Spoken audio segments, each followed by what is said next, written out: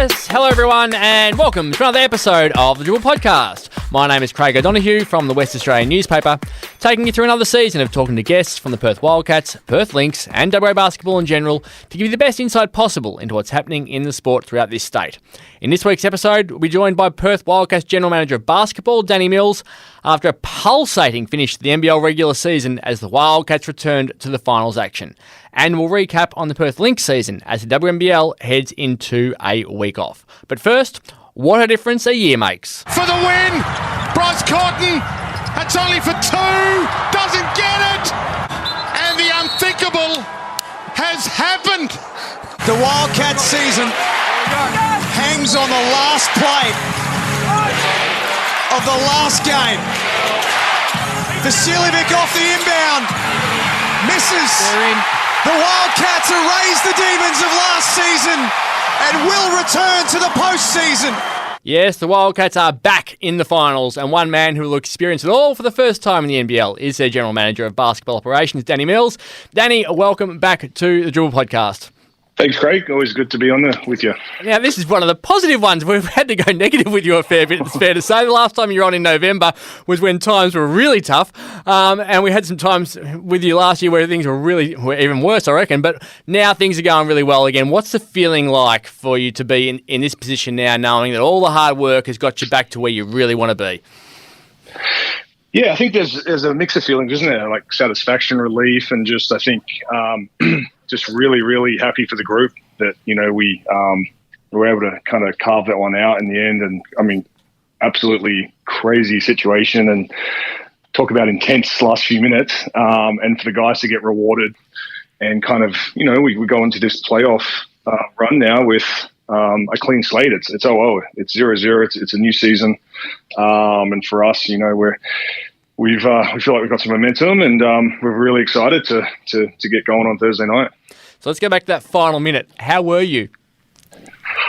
Oh, mate, mentally exhausted after it.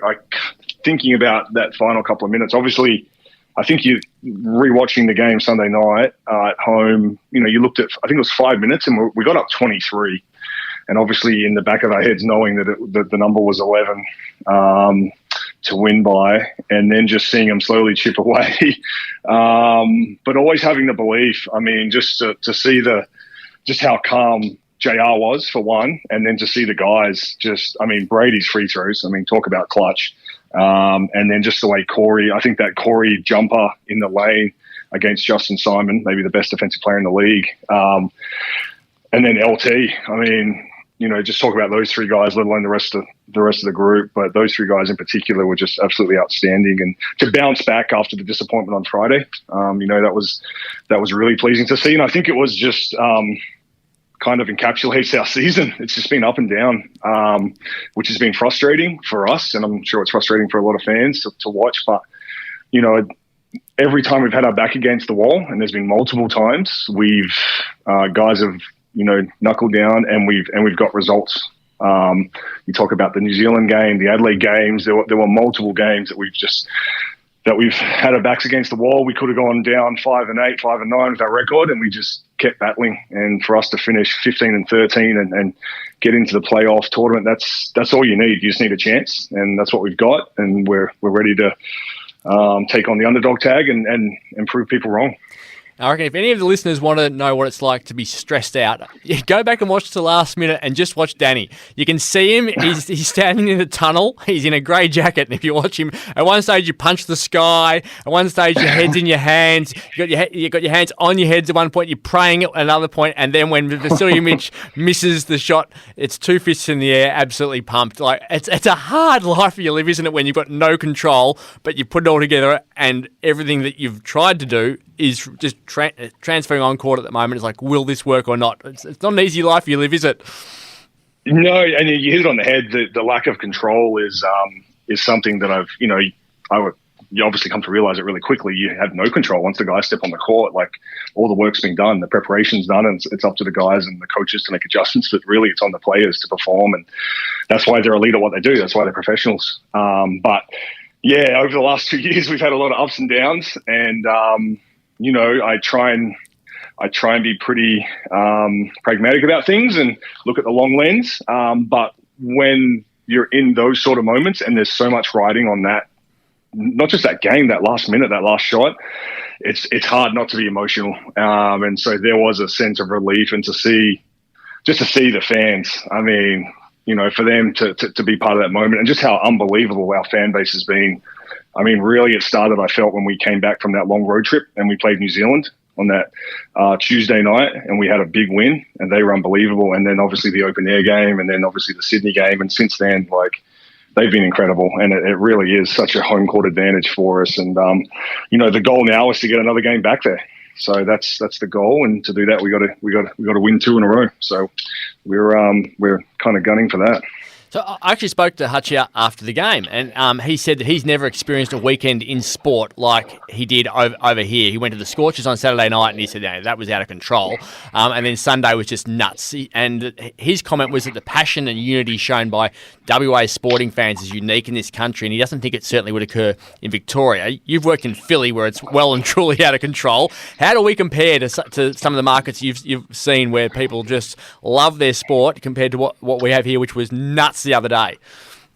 I mean, it's right up there if it's not the top. I mean, Perth sport fans, and I grew up in Perth as a Wildcats fan, as an Eagles fan. I remember being at the '95 Wildcats Grand Final Game 3 when they beat North Melbourne, and just to see the passion of the West Australian supporters is very, very unique. And obviously, we've got an incredible fan base that's extremely loyal and really, really give us that 6-man edge. But Hutchie's right. I wasn't at the Scorchers game, but I watched the end of it. I mean, to see that young guy, forgetting his name, but 19 years old, had faced maybe 11 balls all season, to hit 2 sixes to win it, just absolutely insane in front of 55,000. And then for the city to back it up and be that vocal and that good in a packed out RAC, it just shows you how special of a city Perth is. And it's just a unique place to live and to be involved with the community like that.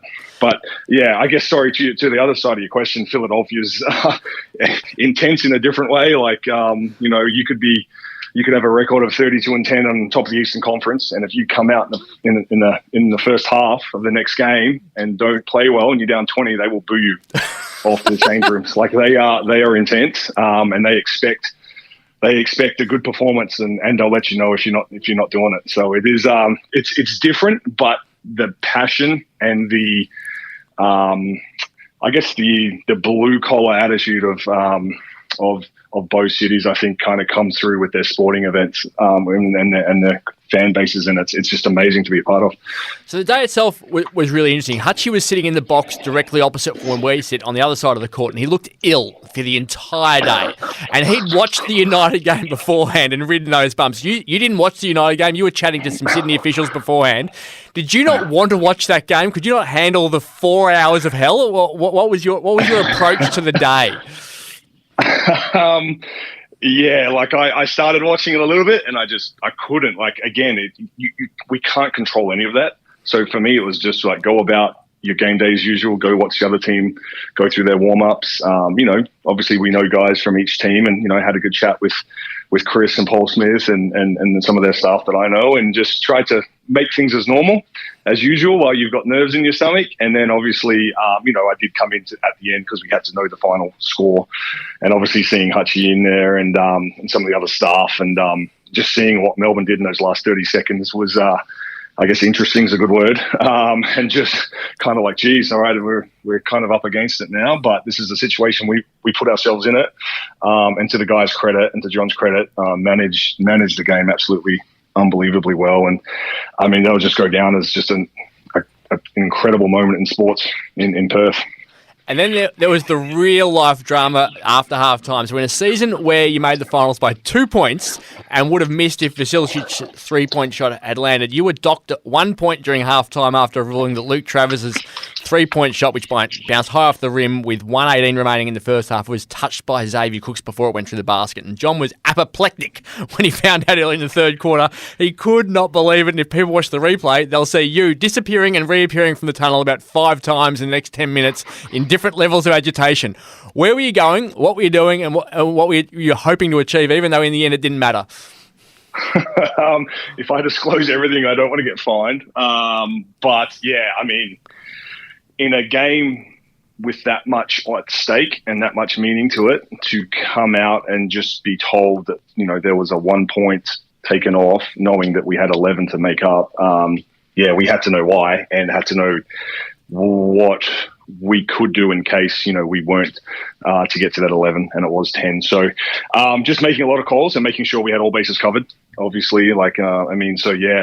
Probably missed half that third quarter and some of the fourth, just making sure we had things ticked off. But yeah, I mean, these are just experiences and things you have to live through and you learn from. But obviously things worked out the way they were meant to. And luckily that didn't come into play. But that was definitely at the back of the mind that, like, if that point comes into play, geez, this could be an interesting next 48 hours. Oh, hell yeah. That was what the journos were certainly saying, sitting at the table. We're like, well, this had better not be a 10-point result, or this final series might not be starting when the NBL wanted to. But it is amazing the way it all worked out. And I reckon the person who, 100 years ago, however long it was, you can't with the idea of percentage in sporting entertainment is an absolute genius. You were still working out a plan to get to Australia from the US during the 2021 AFL season, and AFL footy is big on percentage, but this is the call of the dying stages of the Brisbane v West Coast game that year. The Lions are leading by 31 points and need to win by 32 to finish in the top 4 and get the crucial advantage of a double chance instead of playing an elimination final in the first week. This is the drama that was, and it's very comparable to yours. Brace yourself, everybody. There's 30 seconds left. Can they get a point from somewhere, from anywhere? The defender, Starcevic. McCarthy! Oh! It's a behind! How has it got there? It's a behind! Make it a double for Brisbane Lions! So just pure drama where the result of the game is known, but the result of the season isn't. It's so great to watch, and it's amazed me that coaches are still telling players to dribble out the clock when we have examples like that going on, and the NBL's been doing it for 6 seasons. Is the trend of dribbling out the clock dead forever now, do you reckon? It's such an interesting topic, and coming back to the NBL last season and obviously this year, understanding percentage is the first tiebreaker, right? And it's not head-to-head. So those are the rules at the moment. And if they're not changed, they'll be the rules. So, that's what could have happened to us. And so there's multiple games where you look at it, you're like, geez, you have to play until the final buzzer. You have to go score on teams in the final seconds, even if you're up 30, or to the detriment. And this is what I don't like about the percentage system, is it doesn't give the development players or guys that don't get a run usually in the game any chance to come on and play valuable minutes when they should. So if you're up 25 with 3 minutes left in a regular season game, you should be putting guys on. Otherwise, they're not getting a chance to play. How are they going to develop? And yet we're forced to put guys or leave starters on, risk injury, because you have to get this percentage going, just in case you come into a situation like we did. And so I think it's a double-edged sword. I understand that's how the tiebreaker is right now. I don't know many basketball leagues around the world that go by percentage. I know it's an Australian thing with football, and obviously it played out fantastically for the NBL this year. But ideally, I think it is head-to-head as your tiebreaker. And obviously, that wouldn't have gone in our favour because Melbourne had a tiebreaker on us. But I think in basketball, that's probably how it has to go forward, as that's just the nature of the game. It's a completely different sport to football in terms of the percentage. So do you think will there be discussions around that during the off-season, do you reckon? Oh, it'll be interesting. I think there's people that are pro for it and against it. So I think there's multiple ways you can look at it, but I struggle to wrap my head around it just because of the whole fact is when you have a big lead, you want to get your rotation players out to get the bench on and give them a run. Like otherwise, there's no way you can develop young players really. And then you've seen it a couple of times this year with NBL teams that there's been. I think there was a Brisbane game where some players get agitated that they're down 25 and the team's trying to score on them. So there's just different ways to look at it. Obviously, American sport's different, and it's not percentage. And I think some of the foreigners that come into the league don't understand it, and it's hard for them to wrap their head around it. Obviously, as an Australian, you understand it because you've grown up watching AFL and other sports that go by percentage. So there's two sides to it. But yeah, if you're asking me right now, I think I would be a lot more favourable as the head-to-head in the first tiebreaker. We did see it in the Adelaide game as well with you guys when you were up by a truckload and then with about 90 seconds to go, or it might have even been longer than that. You put your bench on, guys like Ollie Hayes-Brown got a run who hadn't had many opportunities, and then Adelaide said, well, this is our chance to get our percentage back, and they had a real crack and scored 9 points unanswered in the last minute, which changed the percentage dynamic totally for the rest of the season. So they knew they were chasing points, you guys were chasing development. It's an impossible situation to be in, isn't it? Yeah, it is, and that's exactly the game that I point to. Is like you're up 30 in an incredible event, open air, full crowd, and you want everyone to experience that, and they should, because those guys practice just as much as everyone else, and they should get a run. That's how you develop. And for us to keep our starters on, just to put another 30, increase the lead to 35, I just don't think that's in the best spirits of the game, and I don't think it's the way you can develop players going forward. Now, let's go back to when you were in here and a guest in November. When you came in, you were 4-5, percentage of 99.21, and the team was averaging 84.5 points a game.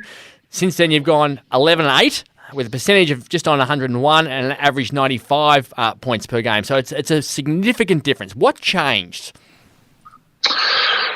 Yeah, no, I mean, I think a lot of things changed from that time I was there in November. I mean, obviously, since that time, I think we had Brady and Tayshaun really picked up their performances, and they've been fantastic both together and individually on the court, on both ends of the floor. And I think there was a big uptick in their performance and production.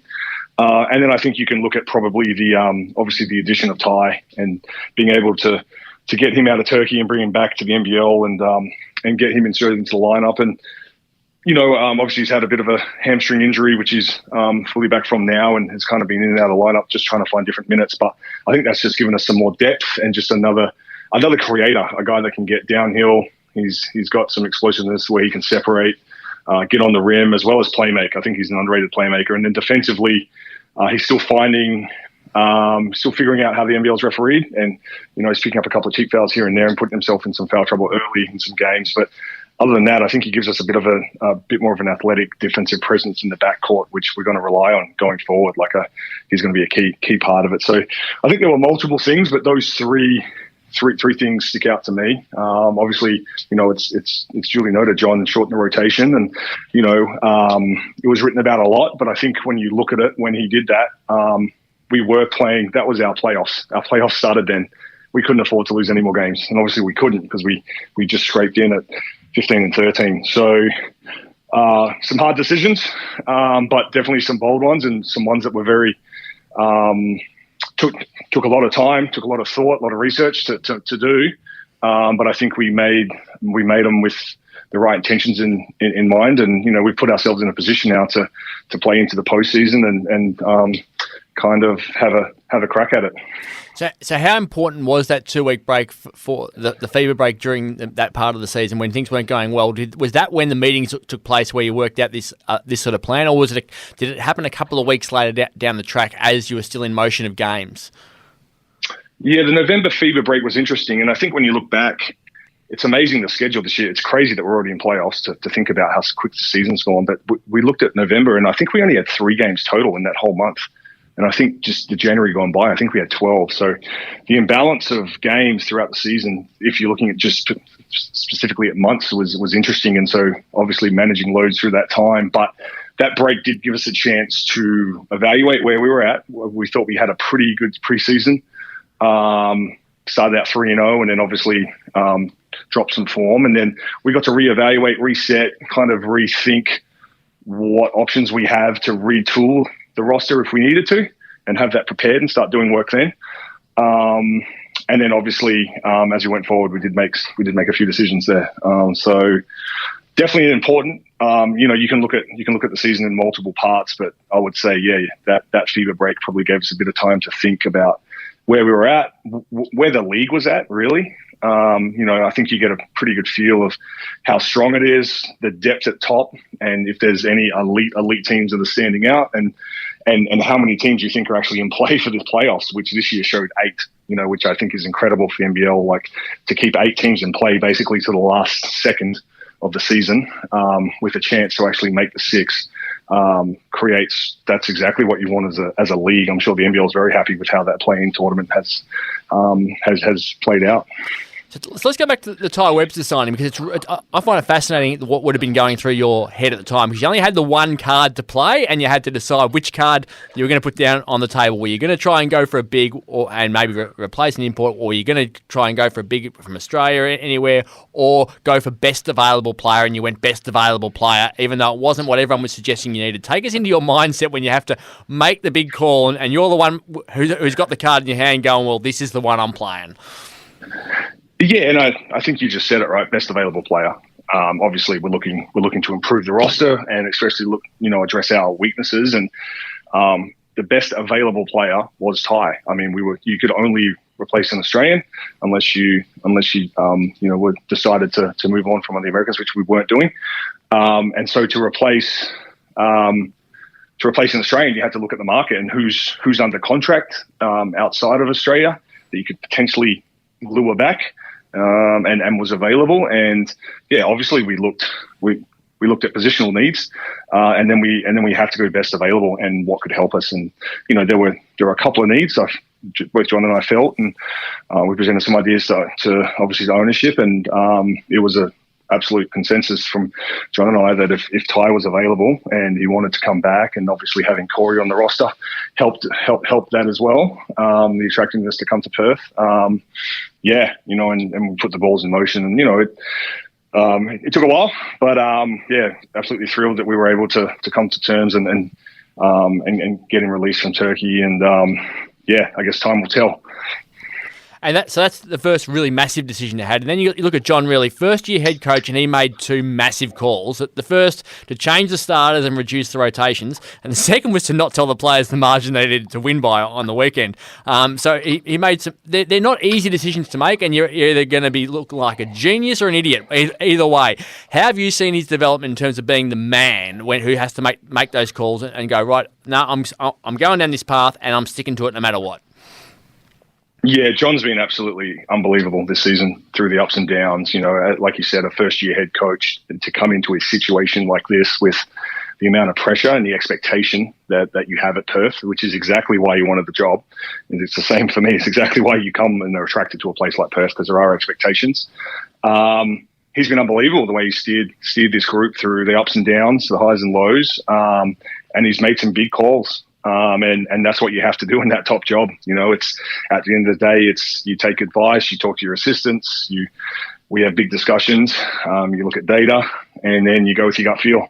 And he's done it on multiple occasions. And I would say for the better part of it, he's come out on top. And that was him as a player. He was I would say he was an aggressive risk taker as a player, and an elite player at that. And I think you can see some of that in his coaching. And he's very, very confident and comfortable in his own skin. He's going to have a hell of a head coaching career. This is just year one, and we're very excited that he's with us at the Perth Wildcats. So it's one thing to have the ideas; it's another to sell the message and get everyone to embrace it and be all in over it. And we saw the Adelaide disaster this year with Craig Randall, and what happens when this team disunity. You had every single ingredient for the recipe of internal problems when you're going to turn to talented players and say you're going to sit on the bench for a while, but nobody tried to make that cake. Everyone's just put the ingredients back on the table and gone, no worries, we'll all work together and help this to work. How did you handle the conversations with those blokes to say, look, you're going to play less, but this is why?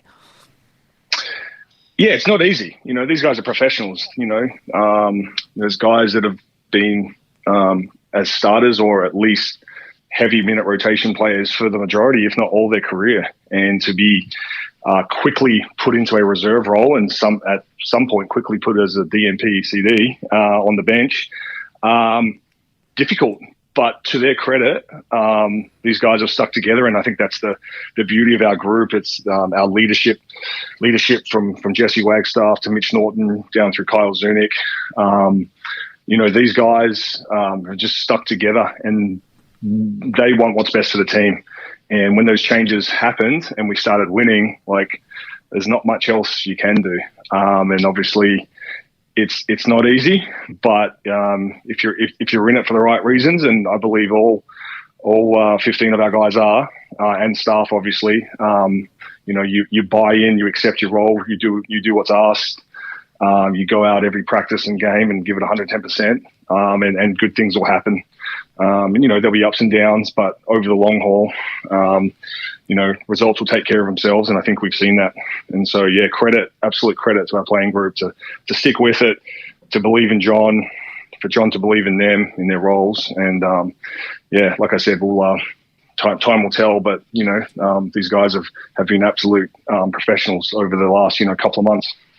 Now, it's 1:10 on Tuesday as we're recording this. We upload on a Wednesday, as regular listeners would know. So we don't know whether Bryce Cotton has won the MVP award, and we won't be covering it in this podcast because we can't pitch into the future. But we can talk about the game itself. You've played Phoenix 3 times this season. They won by 1 point in one game, you won by 7 points in another, and they won by 21 points in the other. You're down significantly in the rebounding against them and points in the paint as well. So if they do that again, it's fair to say they're most likely to win. If you take away their strengths, then it's all good, and you'll probably win the game yourselves. Is that the way you look at it? It's their massive strengths versus your massive strengths. I think so, yeah. And I think as a coaching staff, and as our staff goes through breaking down our games against them and then their recent film and how they're playing, and how we can exploit what they don't do well and what we have to defend that they do well. They're an incredibly talented team, maybe the most talented team 1 through 11 in the competition. They've done a great job putting that roster together, and they've been talented for years now since they've come into the league. I think Tommy Greer and Simon Mitchell have done a fantastic job. And so, it's no easy task, and we're on the road. And we're at John Cain Arena, and they're going to have a big, loud crowd, and there's going to be pressure on both teams. It's not just a game one; it's a do or die game. Win, you advance; lose, you're out. And so, it's exciting for us. I think we match up well on in some areas, and other areas, we're going to have to combat what they do well. And defensively, we're going to have to be really good. We're like you said, that last game we played against them at the State Centre. Obviously, we're coming off that high after that Sydney Kings win and the tough travel day, but we came out and just didn't compete. And you can just see how devastating they are on the offensive glass. I think they're the best offensive rebounding team in the league by quite a margin. They've got some really, really good interior players, and then obviously they've got an MVP candidate, Mitch Creek, who's one of the elite players in this league and will continue to be so for the next couple of years, I would imagine. So it's a big task, but we've got a lot of guys on our roster that have been there and done it, and we're going to rely on their experience to kind of carry us over the line. And how's Tashawn Thomas's knee, given you need that big unit to be standing there stopping their big units? Yeah, so Tashawn's put up very well. He's still day to day with the medical staff at the moment and all of that. But all signs point to him being 100% ready for Thursday, which is great. Obviously, we're not going to push anything during practices, but Tashawn's a warrior. He's been in these situations before. He's been a 10-year pro, has played all over Europe, and we're fully expecting him to come out and to perform to the best of his ability on Thursday. And what about your role for the next, however long the season goes for? You're clearly planning for the future around this team winning the title, and you flew out on Monday for the MVP Awards in Melbourne. You're there at the moment. You'll stay for the game on Thursday. If you win, you play the loser of Cairns and Tasmania, and that'll be on Sunday. If you win that, you'll face Sydney next Wednesday, followed by a home game here on Friday, Feb 17. So you'll be all over the country. And you have to plan that. So the sixth place team gets the most savage schedule, as they should in this sort of a circumstance. So how are you approaching the travel, the time away, and the total uncertainty of what's going to be for the next couple of weeks?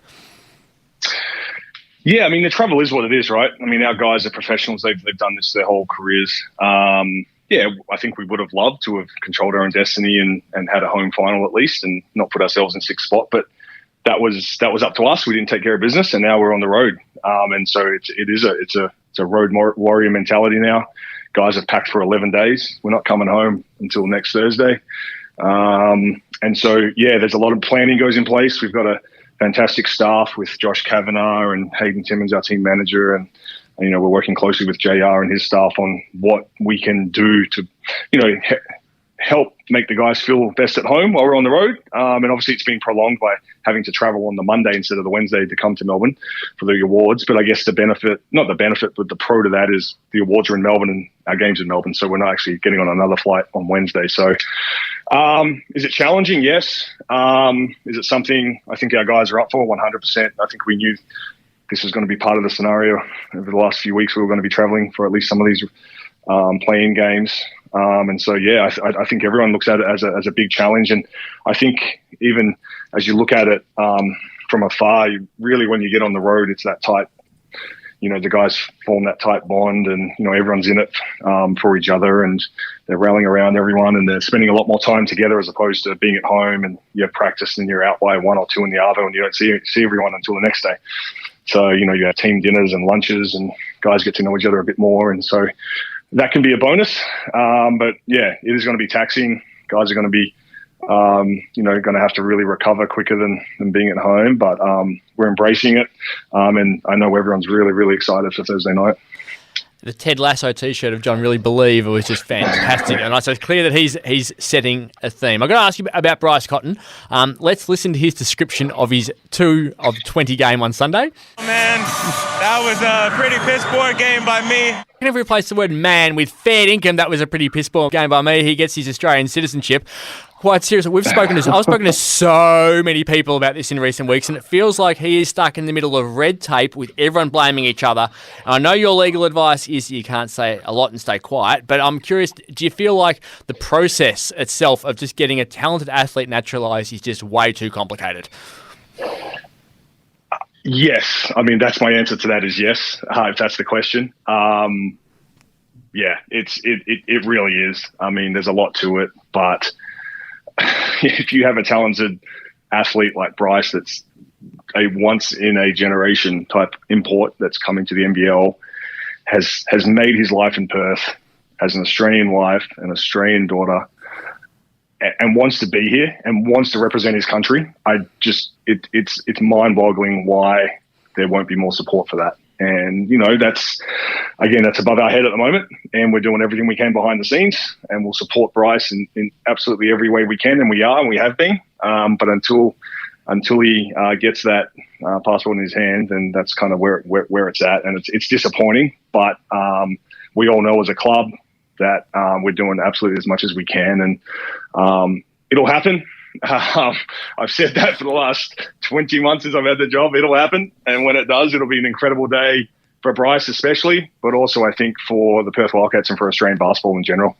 Yeah, I reckon the entire world will go, hallelujah, it's finally happened. But so I appreciate you commenting on that. I know it's difficult with the legal advice you're given not to upset the government in any way, given you don't want any more delays. Now, your parting words to Wildcats fans when you're in here in November were to stick with us, and you've certainly given them a ride, and now you're back in finals. So well done. It hasn't been easy for you at all for the past 2 years, that's for sure. But you've worked your butt off to try to help this team and get them to where they are. So thank you very much for your time, and good luck for what hopefully will be an extended final series for you.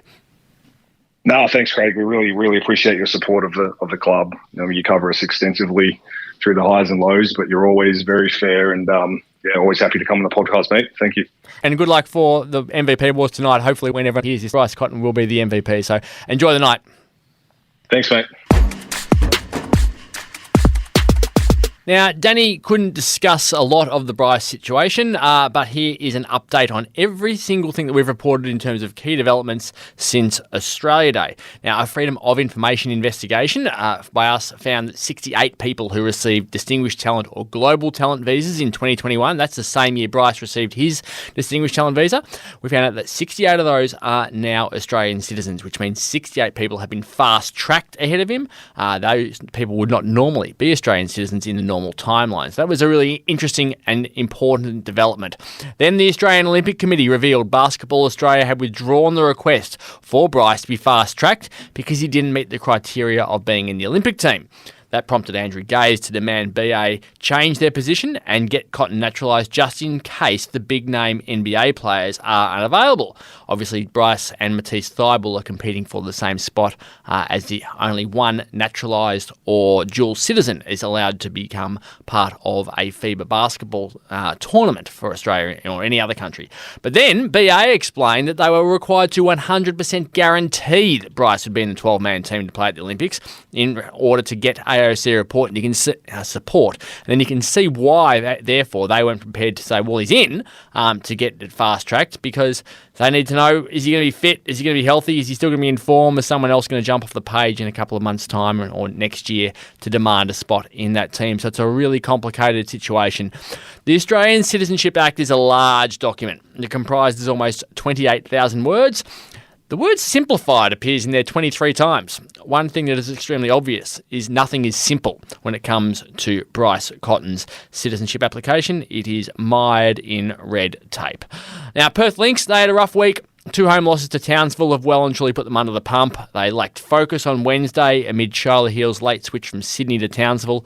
One thing that is clear is despite elite athletes constantly talking about controlling the controllables, the reality for us all is when controversy happens and anyone's wrapped up in it, we're all just as human as the rest of us, because the team was clearly distracted by that and struggled to perform in that match. So it's never easy mentally to go into any game when there is so much going on outside of the arena, which is speaking about with family, friends and everybody else as you head on in. They were much better in the rematch against Townsville on Saturday, but the Fire were too good in that game, which leaves the Lynx at 9-7 with 5 games remaining. The good news for them is 3 of those matches are against teams below them on the ladder.